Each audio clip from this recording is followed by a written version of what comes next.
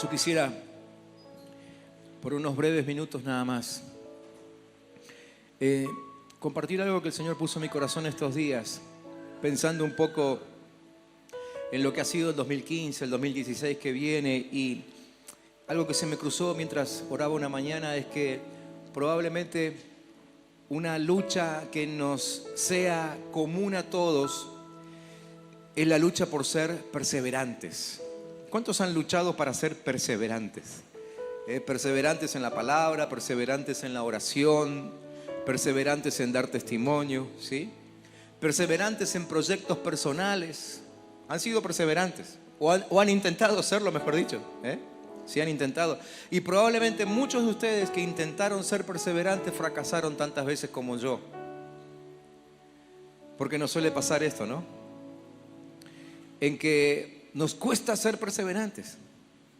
Y yo creo que todos queremos terminar el año con la conciencia tranquila,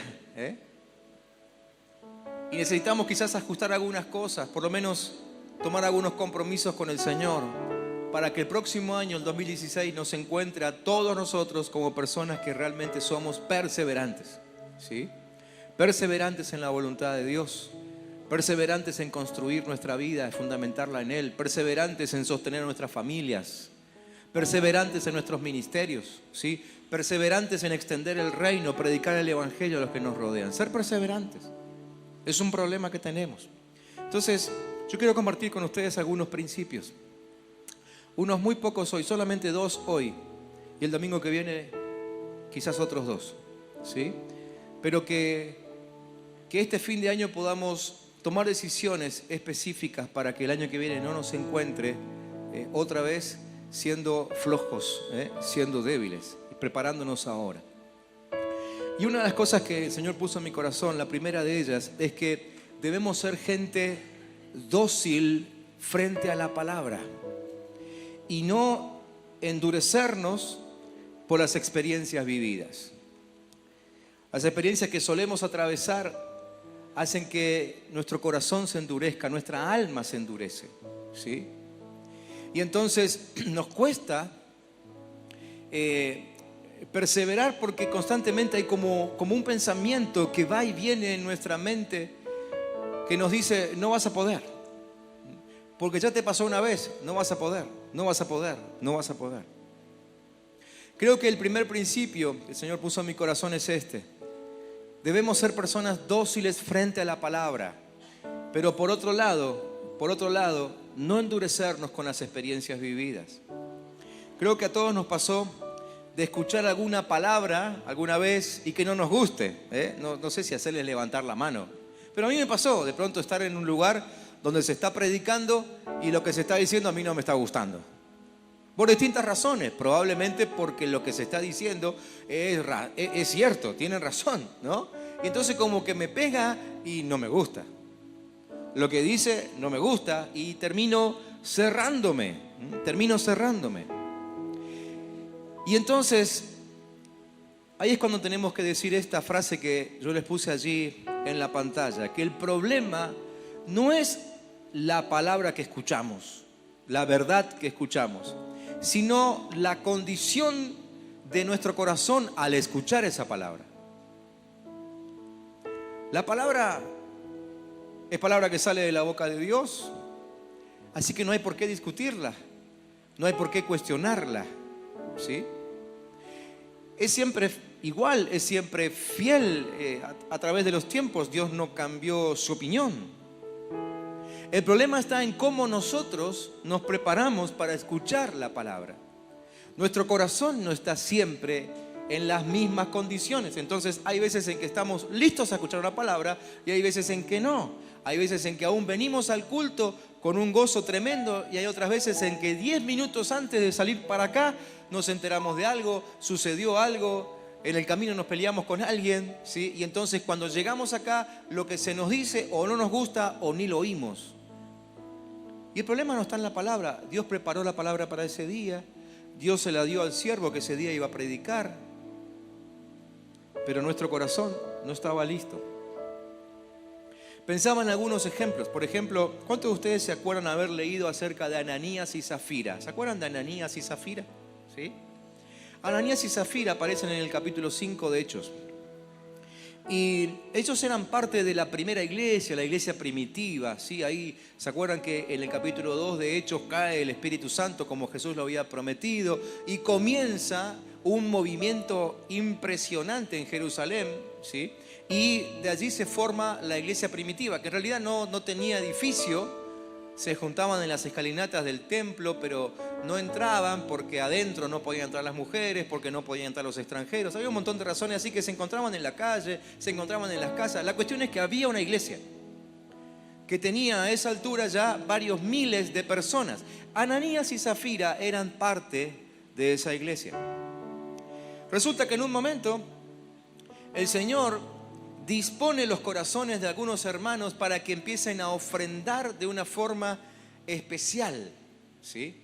¿Cuál era el objetivo de empezar a ofrendar diferente? El objetivo era que a nadie le falte nada. Entonces empezó uno ofrendando una propiedad y así todo el mundo se fue sumando, y empezaron a ofrendar propiedades a tal punto de que dice la Biblia en un momento que nadie tenía necesidad de nada. O sea, evidentemente fue un movimiento que Dios mismo comenzó entre los miembros de la iglesia primitiva. No sé si hubo una palabra específica, pero que Dios habló, con seguridad que habló. Y la mayoría de los discípulos en aquel tiempo, los pertenecientes a aquella iglesia, ¿sí?, comenzaron a ofrendar. Pero Ananías y Zafira endurecieron su corazón frente a esa palabra. Lo endurecieron. Dice la historia, ustedes lo pueden leer detenidamente después en el capítulo 5 de Hechos, que ellos fueron a ofrendar y dijeron que traían una ofrenda producto de la venta de una propiedad, pero en realidad lo que traían no era todo lo que le habían pagado por esa propiedad. No hacía falta. Es decir, nadie había dicho a partir de ahora todo el mundo traiga todo.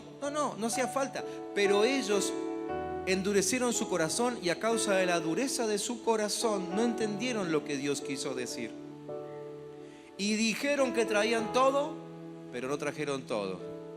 Como muchas veces pasa entre algunos cristianos de hoy en día, ¿no? Dicen que dan todo, pero no lo dan todo. Y eso simplemente manifiesta un corazón que se ha endurecido frente a la palabra. Entonces, la palabra, que es la misma que recibe todo el mundo, no puede causar efecto en esas personas. Y al contrario, en Ananías y Zafira, inclusive, provocó un efecto letal. ¿Por qué? Porque terminaron muriendo. Ahí delante de los apóstoles, terminaron muriendo a causa de haber tenido su corazón endurecido. Eso es lo que pasa con personas que tienen su corazón endurecido. Hay otro caso, otro ejemplo que se me cruzó esta semana, que es el de Moisés. ¿Se acuerdan que Moisés tenía una palabra de Dios ya casi desde chiquitito? No sabemos bien cuándo, pero él siempre supo que era el Salvador de Israel. Se adelantó a los planes de Dios, se tuvo que ir por eso al desierto, estuvo 40 años ahí. Y un día el Señor volvió para hablar con él a través de una zarza ardiente. ¿Se acuerdan de esa historia, no? Entonces él se acerca a la zarza y Dios comienza a hablar con él. Y la actitud de su corazón fue totalmente diferente. Sí, es cierto que él discutió, es cierto que trató de poner argumentos, pero hay algo que tenemos que notar en Moisés. Su corazón estaba trabajado. Dios había tenido la posibilidad de trabajar en el corazón de Moisés durante esos 40 años en el desierto. Cosa que no habían hecho Ananías y Zafira. Entonces, si bien Moisés argumentó, no quiso, qué sé yo, pero la cuestión es que terminó obedeciendo y nunca le dio nunca dio la espalda a la palabra de Dios. Nunca le dio la espalda a la palabra de Dios. Fue dócil a la palabra. Y entonces Moisés consiguió perseverar. Vemos a Moisés otros 40 años renegando con un pueblo que nunca abandonó su rebeldía, tercos. Pero él perseveraba día tras día, mes tras mes, año tras año. Moisés perseveró y perseveró y perseveró. Por eso digo, un principio para la perseverancia es ser dócil a la palabra y no endurecernos por experiencias pasadas. No sé lo que hizo que el corazón de Ananías y Zafira se endureciera, porque no conocemos su historia. Pero sí conocemos la historia de Moisés, y Moisés tenía muchas razones por las cuales tener un corazón duro. ¿Sí? Pero así todo él decidió no endurecer su corazón, sino ser dócil a la palabra, y obedeció. Y eso hizo que él pudiese perseverar. Así pudo perseverar. El corazón de Moisés era diferente. Entonces, cuando en nuestro mundo interior estamos cerrados, como blindados al cambio, podemos mostrar mucha aceptación en nuestro rostro, pero nuestro corazón se mantiene duro, y eso impide que seamos perseverantes.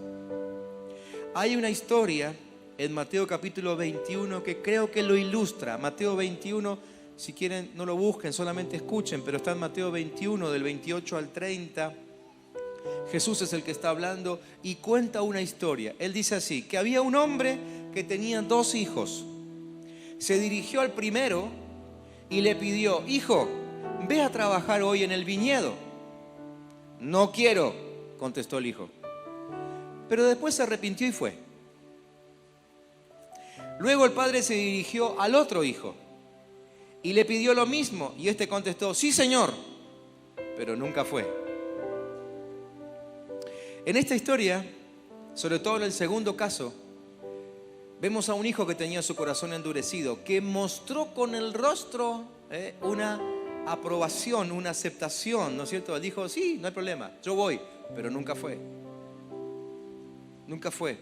Entonces, la dureza que había en el corazón de ese hijo hizo que se transformara en una persona hipócrita, porque eso es un hipócrita, ¿no es cierto? Un hipócrita es el que dice: sí voy, y no va. Un hipócrita es el que dice: sí, yo serviré al Señor, y no lo sirve. Yo le voy a dar todo a Él, y no le da. Eso es un hipócrita. Discúlpeme si alguno piensa que esto es muy duro, pero no lo digo yo, lo está diciendo la Biblia, ¿sí? El que dice que va y no va es un hipócrita. La dureza de corazón nos transforma en hipócritas e impide que seamos perseverantes. Este hijo, por la dureza de su corazón, se transformó en hipócrita y no perseveró en la obra que el padre le había encomendado. No pudo. No dice la historia, pero probablemente hasta recibió un castigo de su papá. Entonces, esa hipocresía hace que esa dureza de corazón hace que empiece a aparecer un desgaste en nuestro interior, un desgaste. Empezamos a desgastarlo. Cuando hay dureza en el corazón, cuando no somos dóciles a la palabra, comenzamos a desgastarnos. Seguramente que hay muchos tipos de desgastes. Yo solamente puse 4. Hay un desgaste de ideas. Hay un desgaste de ideas, y se me cruzó por la cabeza el ejemplo de Saúl. Saúl es un ejemplo de alguien que vive utilizando su mente no para crear según la visión, sino para inventar excusas según su posición. ¿Sí? Así que, como él tenía un corazón duro, no era dócil de la palabra, se pasaba todo el tiempo argumentando excusas. Y argumentando excusas, perdía el tiempo haciendo cosas que no le tocaban hacer. Y al final Dios decidió sacarlo del trono. No pudo perseverar. ¿Se acuerdan aquella vez en que él tendría que haber estado concentrado? Por eso digo que hay un desgaste de ideas. Él tendría que haber estado concentrado en idear una estrategia de batalla. Los filisteos estaban ahí, en la vereda de enfrente. Él tendría que haber estado concentrado en su oficina, en su carpa, no sé dónde estarían los coroneles en aquel tiempo, los capitanes, los generales. Pero él tendría que haber estado concentrado en una idea de Dios para pelear contra los filisteos. En vez de eso, estaba afuera usurpando el lugar del sacerdote. En vez de estar sentado en su escritorio escribiendo cómo vencer a los enemigos, se fue afuera y tomó el lugar del sacerdote y ofreció sacrificios, cosa que nunca le tocaba hacer. Por eso Dios se enojó tanto y dijo: listo, fuera con este, no lo quiero ver nunca más, chao, fuera del reino. Perdió su reinado ese día. La dureza de su corazón provocó que haya desgaste de ideas. Ya no tenía creatividad para lo que le tocaba hacer. No sé ustedes, pero yo escuché muchas veces gente que dice: no se me cae una idea, ¿no? tengo que presentar un proyecto, tengo que terminar este trabajo, tengo que entregar esto, tengo que hacer aquello, y no se me cae una idea. ¿Qué tal si probamos con docilidad a la palabra? ¿Qué tal si abandonamos la dureza de nuestro corazón? Nos metemos en un lugar oculto, secreto, y le decimos: Señor, te necesito. Mándame una palabra o me muero. Docilidad a la palabra. Se produce un desgaste emocional. Cuando hay dureza de corazón, hay un desgaste emocional. El odio, el resentimiento, la falta de perdón, todo eso desgasta. El ejemplo que tengo para ponerles es de, por ejemplo, Amán. ¿Cuántos se acuerdan de Amán y de Mardoqueo en el libro de Esther? ¿Sí? ¿Se acuerdan? Esther era la reina, Mardoqueo era el tío, y Amán era el enemigo de los judíos. Él quería destruir a los judíos. El odio y el resentimiento que había en su corazón por los judíos era enorme, y por eso su corazón se endureció, ¿sí? Se endureció. Entonces hubo un desgaste emocional en la vida de Amán, a tal punto que el odio y todo lo que tenía lo llevó a idear un plan para aniquilar a Mardoqueo. Hizo fabricar una horca. Adivinen quién terminó ahorcado. Él. Por la dureza de su corazón se desgastó emocionalmente. No pudo perseverar.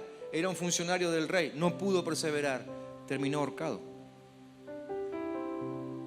Cuando hay dureza del corazón, desgastamos a la gente que está a nuestro alrededor. Hay un desgaste del equipo que nos rodea. Todos nosotros funcionamos en equipo. Nos guste o no nos guste, necesitamos de la gente que nos rodea. Ya sea familiar, ya sea jefe, ya sea empleado, ya sea uno de la misma línea que yo, lo que sea. Necesitamos de otros, siempre necesitamos de otros. Pero cuando hay dureza en el corazón, terminamos desgastando el entorno. Vuelvo a Saúl. Saúl estaba deprimido porque, claro, como no se le caía una idea, no podía vencer a los filisteos. Estaba deprimido. Y encima un día apareció un grandote llamado Goliat. Más deprimido se puso. Y cuando leemos la historia de cuando David aparece ahí en el campamento, dice que todo el pueblo estaba deprimido. ¿Se dan cuenta? Cuando hay dureza en nuestro corazón, nos deprimimos y contagiamos la depresión a todos a nuestro alrededor. Hay desgaste del fluir del Espíritu Santo. Cuando hay dureza del corazón, dejamos de fluir en el Espíritu. Gálatas capítulo 5 habla de los que fluyen en el Espíritu y de los que no fluyen en el Espíritu. Los que no fluyen en el Espíritu, ¿en qué fluyen? En la carne, ¿se acuerdan? Gálatas 5, léanlo. Habla de dos tipos de personas: los que viven según el Espíritu y los que viven según la carne. Muy bien, los que han endurecido su corazón, los que ya no son dóciles a la palabra, esos dan fruto para la carne. No hay posibilidades de dar fruto para otra cosa. ¿Te endureciste frente a una palabra que quizá no te gustó? Perfecto. Tu fruto es fruto de carne. Por eso es que no podemos perseverar. Por eso es que vivimos con altibajos, o quizás más bajos que altis. No podemos perseverar. Tu corazón está duro. Primer principio, entonces, tenemos que ser gente dócil a la palabra y renunciar definitivamente a las experiencias vividas, para que eso no sea una traba, para que la palabra nos renueve cada mañana y podamos enfrentar cada mañana, cada nuevo día, con una nueva expectativa, una nueva esperanza. ¿Qué les parece si oramos ahora mismo por esto? Antes de que siga con el segundo punto, ¿les parece? Cierren sus ojos, por favor. Cierren sus ojos ahí. Y si alguno cree que no ha sido suficientemente dócil a la palabra, reconózcalo ahora. No les pido ni que levanten la mano, nada. Es algo que quedará entre ustedes y el Señor. Pero por favor háganlo. Porque si se mantiene la dureza en nuestro corazón, no podremos perseverar. Y el 2016, miren, no será igual que el 2015. Será peor. Será peor. Pedile perdón al Señor ahí mismo por tu falta de docilidad a su palabra. Y renunciar en el nombre de Jesús a las experiencias vividas, a las del pasado lejano, a las del pasado cercano, a las de ayer mismo. Renuncia a eso, porque eso va a endurecer tu corazón. No mantengas la dureza de tu corazón ni un solo minuto más. Presentate delante del Señor y decirle: Señor, yo quiero que transformes mi corazón y pongas en mi corazón un corazón de carne, un corazón que sea maleable, que sea trabajable. No quiero encontrarme rechazando ninguna palabra tuya. Decirle: Señor, no puedo darme el lujo de perderme ninguna de tus palabras, las que están viniendo ahora y las que vendrán en el 2016. No puedo perderme esa palabra. Decirle: Señor, quiero ser dócil, quiero ser dócil, quiero ser dócil, quiero ser dócil.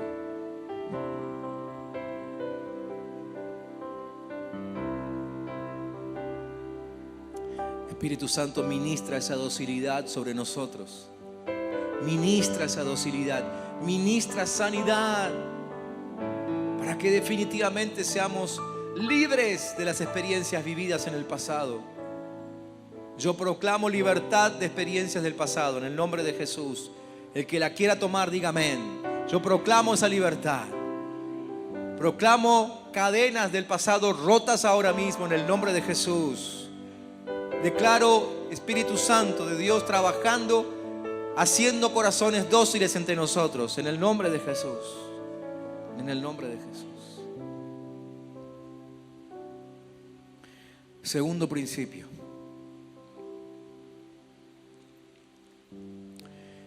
El segundo principio que me parece importantísimo para poder perseverar es: evalúa a quién oyes. Evalúa a quién oyes. Y blinda. ¿Saben lo que es blindar? ¿Sí? Algo que es blindado. ¿Sí? ¿Saben lo que es algo blindado? ¿Sí? No, que no le atraviesa bala, ¿no es cierto? Eso es blindado. Entonces, la verdad que busqué otro término en la lista de sinónimos que aparece en la computadora y no encontré ninguno mejor que este para decir lo que quiero decir. Que nuestro corazón esté blindado para que no seamos un blanco fácil y no ser ofendidos. No ser ofendidos, porque nos ofendemos fácil, ¿no? ¿Cuántos de ustedes se ofenden fácil? Alguno dirá: yo ofenderme, jamás, ¿no? Susceptible yo, ni ahí. Pero la verdad es que nos ofendemos, ¿sí? Y la ofensa hace que no podamos perseverar. Después de la ofensa viene el enojo, casi junto viene, ¿no? El enojo rompe relaciones. El enojo trae renuncias, ¿sí? No puedes perseverar. Entonces necesitamos evaluar lo que oímos, evaluar lo que oímos. Miren lo que dice el Salmo 1. El Salmo 1 es fantástico, ¿no es cierto? Léanlo después en su casa. Salmo 1 dice: dichoso el hombre que no, y la mujer también, que no sigue el consejo de los malvados. Cuando yo repasaba recién en la oficina este pasaje, se me cruzó esto por la cabeza, así que por las dudas lo voy a decir. Porque claro, nosotros tenemos gente al lado nuestro que generalmente ninguno de nosotros considera malvado al que está al lado nuestro, ¿no? O sea, hay que estar medio enfermo para decidir permanecer al lado de un malvado. Entonces estamos al lado de gente que no consideramos malvada. Pero probablemente Dios no piense lo mismo. Por eso es tan importante preguntarle a Dios cerca de quién tengo que estar, ¿sí? Entonces, cuando el salmista habla aquí de dichoso aquel que no, como dice, no sigue el consejo de los malvados, está hablando de aquellos que no se dan cuenta que el que está al lado suyo es un malvado, pero le preguntan a Dios y Dios le dice: mira, sepárate de él y no siga su consejo, y obedecen. Bien, dichoso el hombre que no sigue el consejo de los malvados, ni se detiene en la senda de los pecadores, ni cultiva la amistad de los blasfemos. ¿Quiénes son los blasfemos? Los que hablan mal, los que maldicen, ¿sí? los que reniegan, los que son rebeldes en su forma de hablar. Se lo vuelvo a repetir. Dice, ni cultivan la amistad de los blasfemos. O sea, más claro que esto, échenle agua, ¿no? El Señor no quiere que cultivemos amistades con los que no hablan bien. Ustedes verán qué hacen. Sino que en la ley del Señor se deleita. O sea, escucha el consejo de Dios y día y noche medita en ella. Es como el árbol plantado a la orilla de un río, que cuando llega su tiempo da fruto y sus hojas jamás se marchitan. Todo cuanto hace prospera. ¿De qué nos habla esa última frase? De perseverancia, ¿no? Un árbol que ustedes lo ven plantado al lado del agua y que cada año da fruto. ¿De qué habla? De perseverancia. Perseverante logra ser aquel que escucha los consejos de Dios, no el que escucha los consejos de los malvados. Entonces aquí va algo muy importante. Revisemos a quienes oímos, porque lo que oigamos constantemente, eso terminaremos creyendo. Y lo que terminamos creyendo determina en quién nos estamos convirtiendo. Se lo repito. Te lo digo en segunda persona para que te pegue bien fuerte ahí, Revisa a quienes oís, porque lo que oigas constantemente, eso lo vas a terminar creyendo. Y lo que terminás creyendo determina en quién te estás convirtiendo.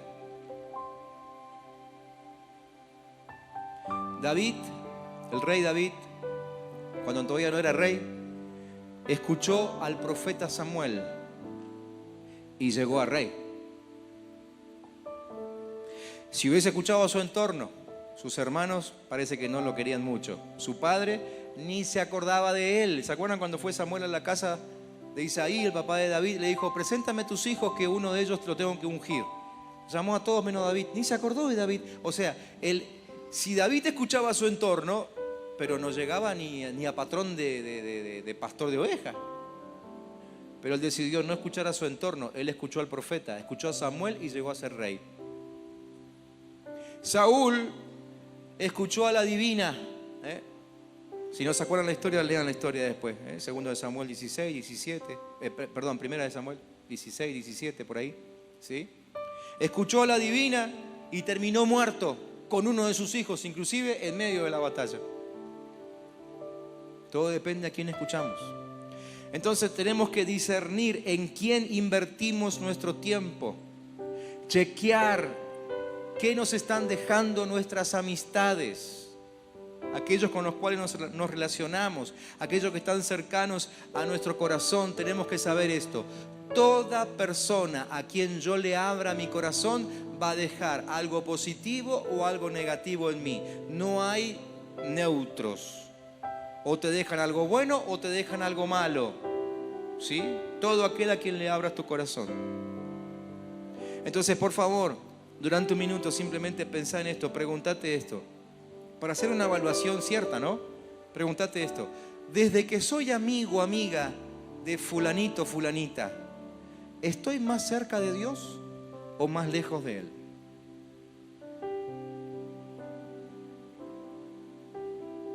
Anótense la pregunta. Llévensela a su casa. Tómensela como un desafío esta semana. Pregúntense, desde que me junto con, ¿me parezco más a Cristo o menos a Cristo? Esa pregunta, o mejor dicho, la respuesta a esa pregunta, define con quién tendrías que estar y con quién no. Si la persona que tenés al lado refleja carácter de Cristo, te está acercando a Él. Si no refleja a Cristo, te aleja. No hay opción intermedia. ¿Se acuerdan de Abraham? Mientras Abraham estaba cerca de Lot, a quien no tendría que haberse llevado nunca consigo, Lot siempre influenció mal sobre Abraham, a tal punto de que Abraham se terminaba peleando con todos a su alrededor porque Lot estaba cerca. Inclusive hubo problemas, discusiones graves, peleas entre sus propios empleados. Pero el día que Abraham decidió separarse de Lot, ese día su visión se amplió. ¿Se acuerdan? Dios le dijo, bueno, ahora que ya Lot no está cerca, ahora levanta tu mirada y ahora vas a ver todo lo que te doy. Y dice que levantó la mirada y lo que Dios le dio fue impresionante. Entonces hay amistades que solamente traen miopía espiritual a nuestra vida, pero hay otras amistades que amplían nuestra visión. Esas son las que necesitamos. A las otras hay que descartarlas. Si no te acercan a Dios, hay que descartarlas. David, recién hablamos de David que escuchó al profeta Samuel y por eso llegó a ser rey. Pero David en otras oportunidades también escuchó a personas que no convenían. Había en el reino un personaje llamado Aitofel. Aitofel había sido tomado como profeta. No lo era, pero era un asesor en el reino, ¿sí? Y dice, cuando ustedes leen en 2 de Samuel, capítulo 16, van a ver que ese Aitofel era tomado como quien hablaba de parte de Dios. Dios nunca le dijo nada. Pero evidentemente era tan engañador, tan adulador, que hasta David le creía. El problema es que David, creyéndole a Aitofel, casi pierde el reino. Creo que Dios, que obviamente tenía un propósito con David, no sé, a último momento lo libró del último engaño de Aitofel. Y entonces Aitofel se fue de David. ¿Y a dónde se fue? Se fue con uno de los hijos de David. Se fue con Absalón. Y lo convenció a Absalón de que mate a su padre. No lo logró. Pero miren, por escuchar a quien no conviene, casi pierde lo que Dios le había dado. Había un profeta en Judá, en la época de Josafat, o era en la época de Jeroboam. Bueno, no me acuerdo ahora, pero había un profeta. Alguno de los dos reyes seguro que era, con J era. Eso me acuerdo. Y Dios lo llamó desde Judá para que vaya a Jerusalén y le dé una palabra al rey. Entonces él fue, se la dio y Dios le dijo, una vez que la des, te volvés enseguida para tu lugar. No te parás en el camino, ni hablas con nadie, ni vas a la casa de nadie. Claro, el rey mismo se dio cuenta de que era profeta por algunas situaciones que ustedes pueden leer ahí. Primer libro de Reyes, capítulo 13. Lo pueden leer ahí. Y entonces lo invitó a comer a su casa. Y él le dijo, no, porque Dios me dijo que vuelva enseguida. Y se fue. Pero en el camino se le aparece un colega, otro profeta, viejo, lleno de mañas. Como se las sabía todas, lo termina convenciendo a este profeta de Judá para que vaya a su casa. Desobedeció la voz de Dios. Un colega, uno de la misma profesión. Cuando sale de la casa de este profeta viejo engañador, lo agarra un león y lo destruye. O sea, cerca nuestro puede estar inclusive alguien que hace lo mismo que yo. Alguien que predica la misma palabra que predico yo. Alguien que va a la misma iglesia que voy yo. Pero puede ser un engañador. Entonces, te recuerdo el segundo principio para perseverar. Fíjate bien a quién escuchas. Que sea Dios el que confirme la palabra que se te entrega. Tenemos que, como les dije hoy, blindar nuestra vida, para que no nos lleguen esos comentarios que nos pueden ofender y nos pueden detener en nuestro camino. El mejor ejemplo que se me ocurrió para esto es el de Jesús mismo. Entonces terminé de entender quizá por qué Jesús, aparte de la gente que lo seguía, le decía, ustedes me llaman Señor, Señor, pero no hacen lo que yo les digo. Claro, cuando me puse a escribir esto me di cuenta por qué se lo decía. Porque en medio de esa gente había algunos que no lo reconocían. Había otros que no valoraban su ministerio, ni siquiera cuando eran testigos de los tremendos milagros que hacía. Había algunos que se reconciliaron entre sí para poder aniquilarlo a Jesús. Se pelearon toda la vida, ¿sí? como el representante del reino de Roma, como el sacerdote. Se pelearon toda la vida, pero se juntaron ¿cuándo? Cuando decidieron matar a Jesús. Algunos inclusive que habían andado con él la última noche, lo fueron a buscar al huerto como si fuese un ladrón, si sabían quién era Jesús. Otros, bueno, le decían de todo, lo llamaban endemoniado, ¿no? Aún así, a pesar de todos esos mensajes con los cuales lo bombardeaban todo el tiempo a Jesús, ¿alguna vez ustedes lo vieron a Jesús ofendido? ¿Alguna vez Jesús dijo más y que se vayan todos al diablo? Ahí vendría bien ¿no? Vendría bien. Yo me vuelvo para mi casa y ya está. Jamás. Perseveró. Jesús es nuestro ejemplo de perseverancia. ¿Por qué pudo perseverar? Porque escuchó la voz correcta. Segundo principio, mirá a quien escuches. Tené cuidado con quien escuches. Jesús escuchaba cada mañana al Padre. Lo que se decía el resto del día le importaba 2 cominos. Ya había escuchado al Padre. Lo que digan de Él no le importaba. Y eso hizo que perseverara. Tenía una palabra y permaneció en esa palabra. Sabía de quién venía, nunca aflojó y nunca consiguieron engañarlo. Segundo principio de perseverancia. Mirar bien a quién oímos. Quisiera darle algunas frases, algunos ítems a aquellos que son líderes o aquellos que se están formando para líderes, o sea, todo el resto. Porque yo predico aquí para que todos sean formados como líderes en algún momento. ¿Cuántos dicen amén? Muy bien. Pero algunos consejitos desde la experiencia de Jesús, ¿sí? Porque Jesús nos enseña que nuestro liderazgo, nuestro discipulado sobre otros, tenemos que gerenciarlo desde el espíritu y no desde el alma, porque el alma está lleno de emociones dañadas, ¿no? Gerenciarlo desde el espíritu. Entonces Jesús le advierte a sus discípulos de ejecutar el ministerio conectados con Él y no conectados con la gente a la que sirven. A la gente hay que servirla, pero no conectarse con ellos almáticamente. Miren lo que dice Jesús en Juan capítulo 15, versículo 18 al 20. Él dice así: si el mundo los aborrece, tengan presente que antes que a ustedes me aborreció a mí. Si fueran del mundo, el mundo los amaría como a los suyos, pero ustedes no son del mundo, sino que yo los he escogido de entre el mundo. Por eso el mundo los aborrece. Recuerden lo que les dije: ningún siervo es más que su amo. Si a mí me han perseguido, también a ustedes los van a perseguir. Si han obedecido mis enseñanzas, a ustedes también los van a obedecer. Entonces, fíjense que aún Jesús formó 12 discípulos, pero aún así uno de ellos lo traicionó. ¿Qué hizo Jesús? ¿Se ofendió?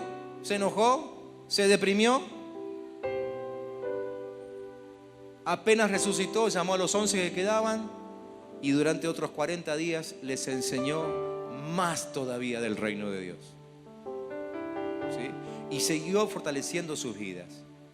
Se perdió uno, como el Padre lo había planificado, y siguió adelante. Entonces Jesús nos enseña que tenemos que amar a la gente, pero no volvernos dependientes de la gente.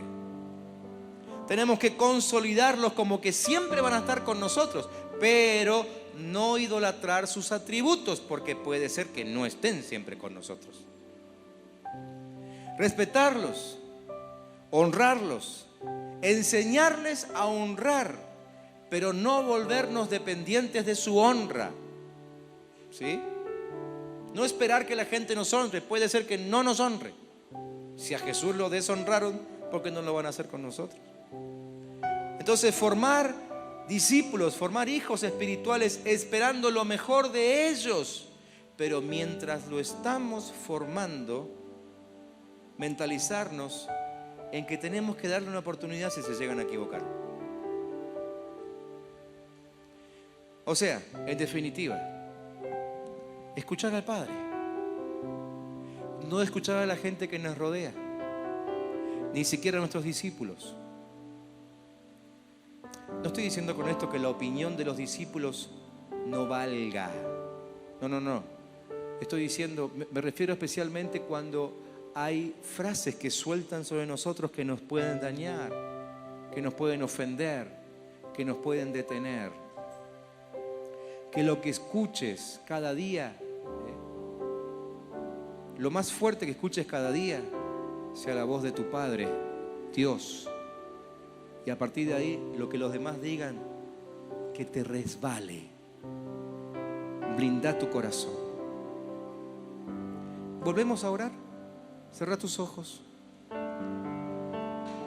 Y volvé a hacerte esta pregunta, mientras los músicos van subiendo aquí, para ir terminando esta noche. Pero volvé a hacerte esta pregunta. ¿La gente que me rodea me acerca a Dios o me aleja? La gente que me rodea desde hace un tiempo, ¿ha hecho que yo sirva más a Dios o me ha hecho abandonar el servicio? La gente a la que escucho, la que leo, porque hoy también se lee, ¿no? Facebook, Twitter, Instagram. Esa gente, lo que dice, ¿coincide con lo que me dijo Dios? O ni sé lo que me dijo Dios porque siempre los escucho a ellos. ¿No será que tu estado emocional tendrá que ver con la gente que te rodea?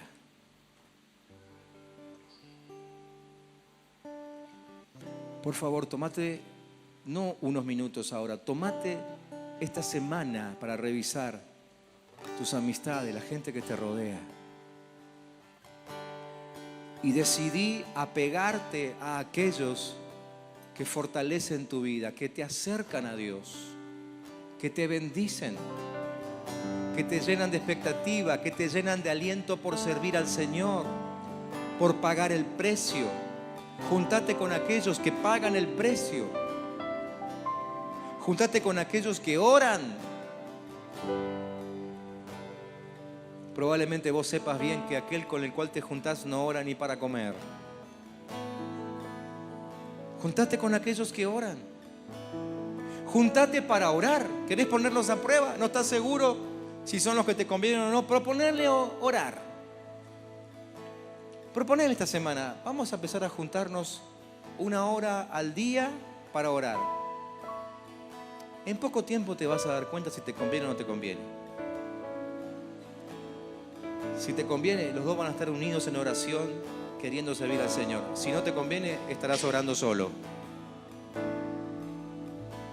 Pero si queremos ser perseverantes, primer principio, seamos dóciles a la palabra, no mantengamos corazones duros. Segundo, revisemos a quienes escuchamos. Revisemos a quienes escuchamos. Y prioricemos la voz de Dios sobre nosotros cada día. Ponete en pie un momentito y antes de irte esta noche, adorá al Señor. Mientras adorás, volvé a restaurar tu pacto, confirmá tu compromiso con el Señor de perseverar en sus caminos, de perseverar en su llamado. Quizá alguno aquí haya sido llamado por el Señor para un ministerio específico, probablemente no está trabajando en ese llamado. Por favor, revisá. Quizás no fuiste dócil a la palabra, quizás estás rodeado de gente que no te conviene. Pero si recibiste un llamado de Dios en algún momento, en este momento deberías estar haciendo algo para ese llamado. Deberías estar mínimamente entrenándote para eso. Deberías estar creciendo de una forma consecuente, consolidadamente. Deberías estar dejando que alguien te ministre, que alguien te prepare, que alguien te enseñe. Si no lo estás haciendo, por favor, revisá los 2 principios de los que hablamos hoy. No sea cosa que el próximo tiempo te encuentres como una de esas personas que no logran perseverar en nada y terminan perdiendo todo, como algunos de los ejemplos que esta noche te compartí. Vamos a orar al Señor. Padre Santo, confirma tu palabra en el corazón de cada uno de nosotros. Y aún antes de irnos de este lugar queremos adorarte para provocar en nuestro corazón el ámbito ideal para que tú nos hagas, Señor, meditar en esta palabra, recibirla como que viene de ti, darle curso, Señor, y hacer que produzca fruto en nosotros. Tú lo llenas todo, tú lo llenas todo, tú eres el centro del universo, te adora, tú lo ordenas todo,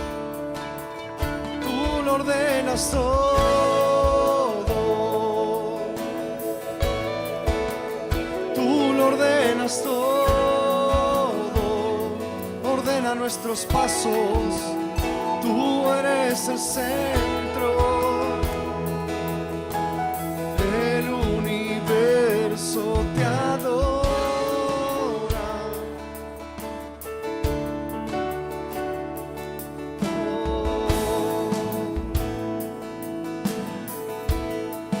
El universo te adora,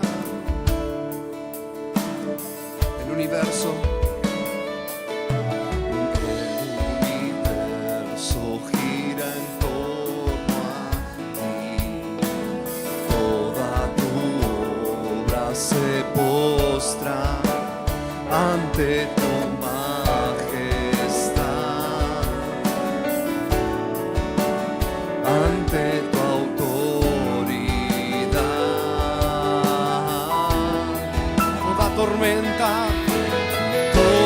tormenta se sujeta a ti, mis pensamientos se rinden ante tu autoridad,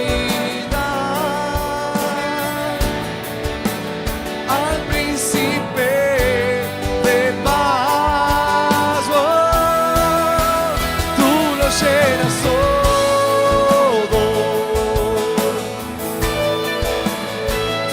Llenas todo, tú eres el centro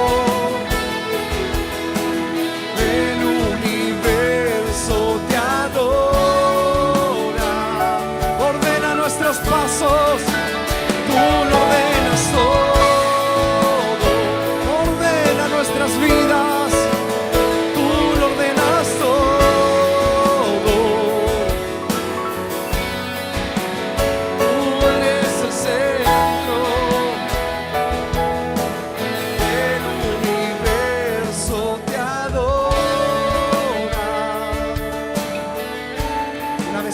El universo gira en torno a ti, toda tu obra se postra ante tu majestad, ante tu autoridad, oh, toda tormenta se sujeta a ti, mis pensamientos se rinden ante tu autoridad, al príncipe de paz, oh, tú lo llenas todo, tú lo llenas, llenas todo, llénanos, tú eres el centro del universo, te adora, ordénanos, tú lo ordenas todo, tú lo ordenas todo.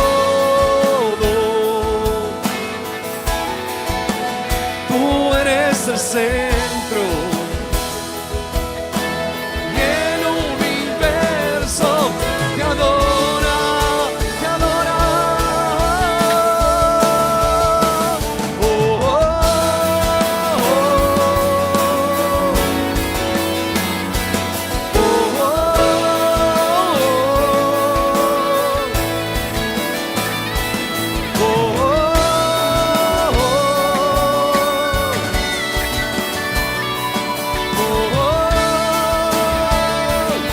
porque el Señor es Rey. Porque el Señor es Rey, vestido en majestad, más poderoso es que el estruendo del mar. Firme su trono es por la eternidad.